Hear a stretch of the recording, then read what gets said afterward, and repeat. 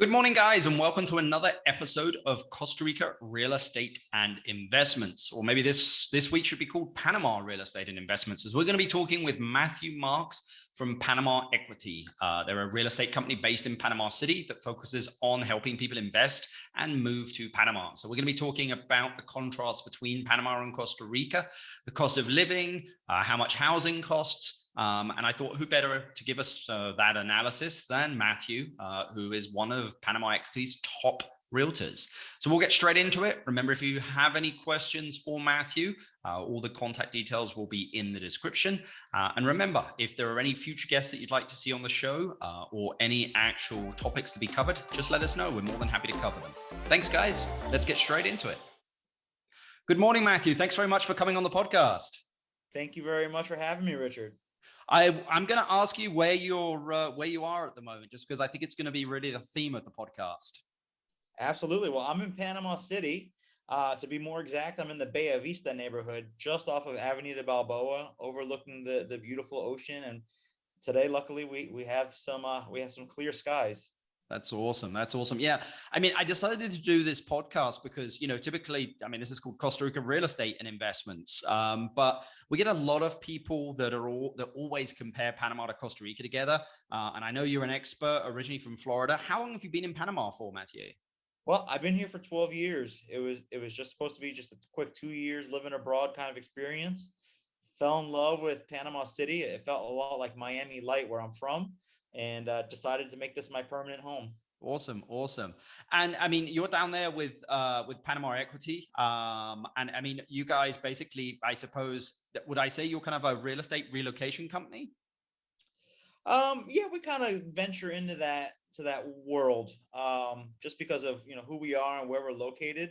Our founding partner, managing partner, Kent Davis, is originally from Hawaii, grew up in Virginia, and myself, originally from New York, grew up in South Florida.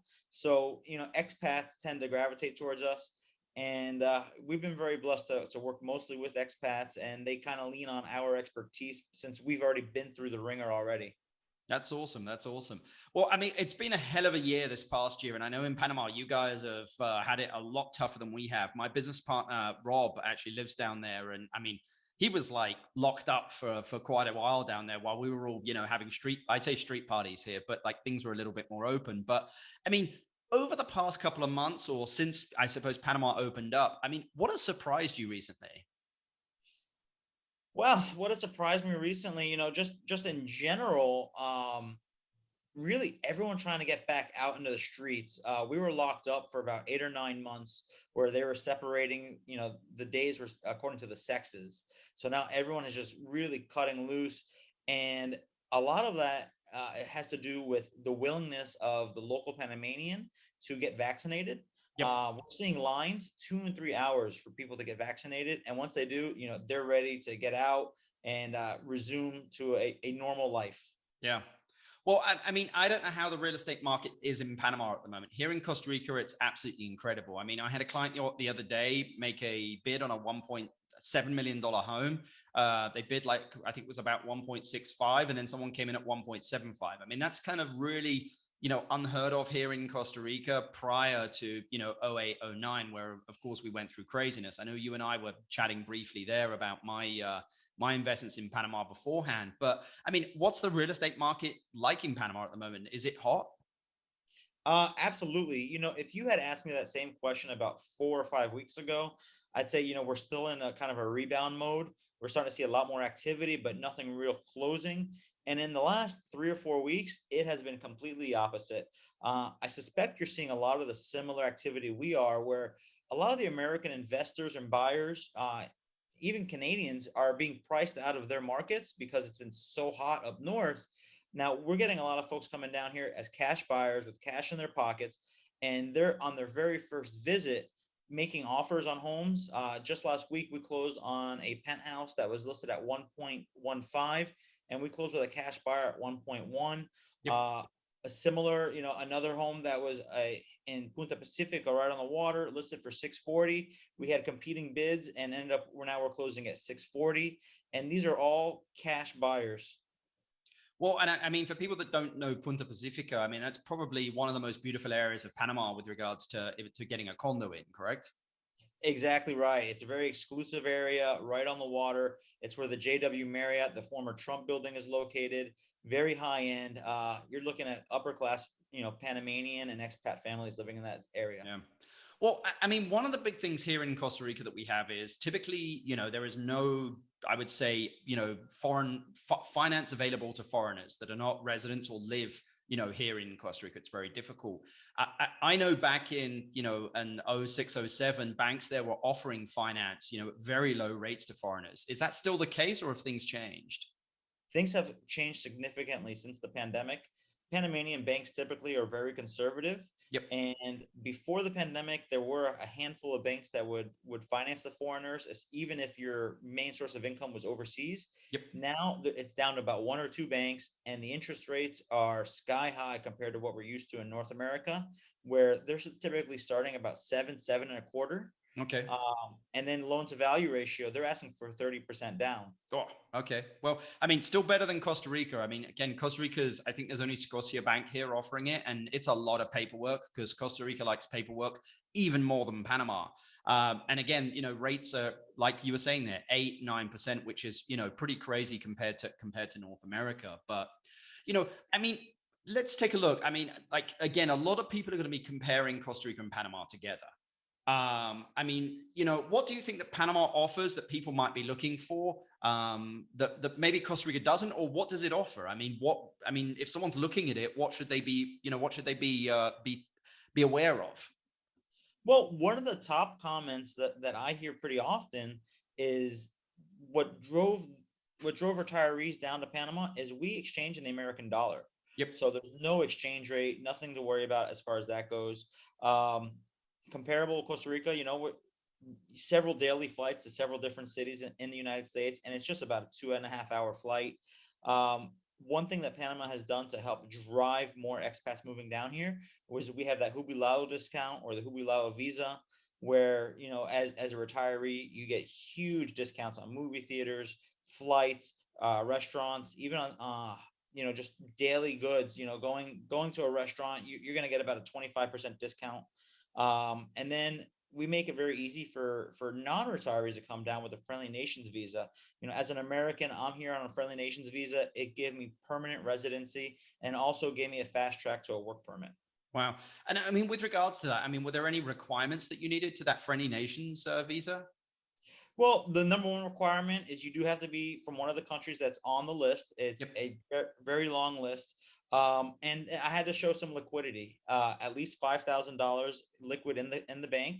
And then also, because I was working, I was able to get a letter from my employer that basically they sponsored me. And so that's something, that's another angle you could take to qualify for the Friendly Nations. Well, it sounds a lot easier than here in Costa Rica. I mean, we've just had the digital nomad visa probably coming in about 30 to 60 days here.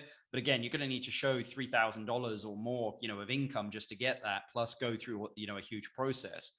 And, getting a residency here in Costa Rica, it's not that like just with $5,000 down, here in Costa Rica, you can get residency. So, I mean, it sounds like, Panama's arms are slightly, I would say, wider open to people looking to move there than Costa Rica.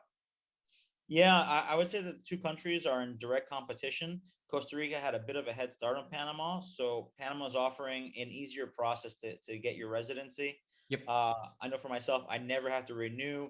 There are some changes coming up with the Friendly Nations visa where you do have to make a purchase of a minimum of $200,000 to qualify for the Friendly Nations. But they're also introducing now a digital nomad similar to what you're describing for about $500 or $600. You get an 18-month visa. Okay. So really, if you're not a digital nomad, it's a chance to try on Panama for size before you commit the big amount of $5,000 to get your permanent residency. Yeah. Well, let's talk about the cost of living, because I'm always astounded by when I go to Panama, just how much cheaper it is compared to Costa Rica. I mean, here in Costa Rica, you're probably looking, and I'm sure that I'm, going to get comments galore on this, anywhere from $1,500, and up if you're renting somewhere. Again, it depends on the quality of life, but, food here is somewhat more expensive. Fuel here is more expensive. I mean, what would you say the average cost of living is in Panama? Yeah, again, like you hit on, it really depends on your quality of life and where you're living. Obviously, Panama City, or even Coronado, some of the popular expat communities, it's going to be more expensive to live there. But if you were to go out to Pedasi, where you're going to have a little more rural experience or living with local Panamanians, you can easily live for $1,500 a month. You can rent a home or an apartment, $500 to $1,000 a month. Um, whereas opposed to living in the city, you a similar apartment right on the water, you're gonna be looking at about $1,500 to $2,000 a month, and Yep. then local groceries. I don't know about Costa Rica, but here, for myself, I go to the local farmers market and buy all the fresh vegetables. I can get a full week's of vegetables and fruit for $10, and then, or if I went to the supermarket, it could be double that price. Yeah. Well, I mean, again, I've got my wife, my two kids here, young kids, 6 and 8. I went to the, the farmer's market the other day, but I ended up spending, what was it, like $40, So, I mean, I think that kind of gives you an idea. I mean, Panama is probably, anywhere from 50 to 60% of the price of Costa Rica. Of course, it's two very different countries, very, very, very, very different. But I mean, in your opinion, with your experience, because you've been down there quite a while, what shocks people when they move to Panama? The number one comment I hear from a first time visitor is they can't believe the skyline. It really is a modern skyline. I've heard some people say, I had someone here from New York last week, and they said it, instantly reminded them of Manhattan, a Latin American version. Yep. Uh, we have a very beautiful, distinct skyline. And then once someone moves here, something that shocks them, um, gosh, I guess it would be the attitude of the people. If you come down here with an ugly attitude, that's going to follow you around. But if you come down with an open mind, they're shocked at how willing everyone is to help. And just seeing it firsthand, it is really a wonderful community. I mean, people are always, if you're going to move to a city, I mean, a great city to move to in Central America that's on the ocean, of course, it's going to be Panama City, just because, it has everything that you need, all the modern, amenities. I mean, how much would you be looking for a 3-bedroom apartment, Matthew, in just, I don't know, in just a non-ocean view, but in a nice neighborhood in the city? Yeah, I mean, we could look at a nice area like El Cangrejo, which is, in the middle of the city, pretty much downtown. You're not going to get many ocean views in that area. And 3 bedrooms right now, you're probably looking somewhere between $1,500 and $2,000 a meter. Um, right now, the rental market is actually pretty down. You can even negotiate that price. For instance, I'm in a brand new apartment building, 2 bedrooms, just off of the water. I have a spectacular ocean view, and in my building, rentals are for about $1,000 to $1,200 a month. That's amazing. I mean, Mhm. that really is, because I mean, here in Costa Rica, at the beach areas, I mean, for a 2-3 bedroom condo, I mean, you're looking probably $1,500, maybe a little further up. It depends, kind of on the location. But I mean, thinking of buying though, I mean, how much would a 2 or 3 bedroom condo cost? An ocean view, say like an ocean view, something off out of Balboa there. How much would one cost? Because I'm sure we're going to get the question. Yeah, sure. A lot of that really has to do with the age of the building, Yep. the amenities. So, if we were to look at something like the Arts and U, which is typically considered the top building along Balboa, you're looking, in the 450 to $600,000 range for a 2 bedroom apartment. Right. And what Uh, about what about El Cangrejo? How much would you be looking there in downtown if somebody doesn't want the ocean view? Yeah, if you were in El Cangrejo, a building that's probably, 8 to 10 years old, you could be looking anywhere from, let's say 300 to $500,000, depending, on the age of the building and the amenities.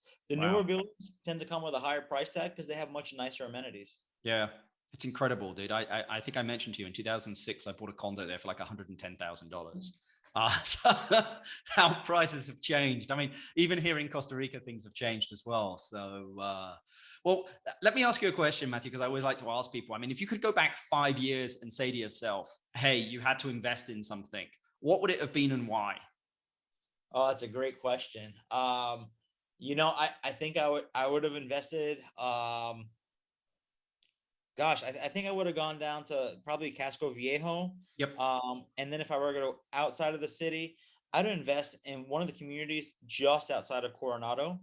Looking at the path of progress, maybe, like Nueva Gorgona, where you have a lot of high rises going up now, and we're starting to see a lot of prices rise in that area. Just for people listening in here, I mean, how far is Coronado from Panama City? For myself in Panama City downtown, it takes me about an hour to get out there. Okay. Okay. So, I mean, you're on the beach. I mean, describe the area to listeners. I mean, it sounds like it's the kind of like the closest growing expat community outside of Panama City. Am I correct in saying that?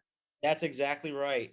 When I have visitors coming to Panama City or to Panama and they want to check out the beach communities to see if that's where they want to live, I always direct them to Coronado. It's your highest concentration of expats living in that community. And it's also kind of the bullseye on your dartboard. You're only 30 minutes from all the other beach communities.